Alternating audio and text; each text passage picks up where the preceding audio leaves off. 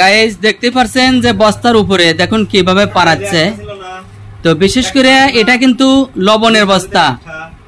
তো বন্ধুরা লবণ কিন্তু বিশেষ করে যেগুলা বস্তায় ভরে আসে, যারা লুজ লবণ, আলগা লবণ, সেটা এরকম কত দেখা যায় পশু পাখি হাগে পরে, আবার দেখা যায় মানুষ খসে পাড়ায়।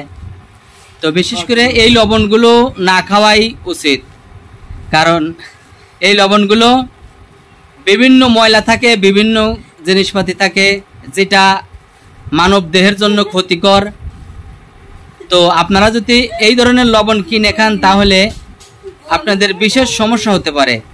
এই লবণ না কিনে আপনারা সব সময় প্যাকেটের লবণ খাবেন, কারণ প্যাকেটের লবণগুলো দেখা যায় মেশিন দেয়া পরিষ্কার করে আবার প্যাকেট করে, কারণ এই লবণে ময়লা পড়তে পারে না, এই লবণগুলো পরিষ্কার থাকে। তাই আমি অনুরোধ করব এই পাড়াইনি লবণগুলো আপনারা খাবেন না। দেখুন কিভাবে লবণগুলো পাড়াইতেছে।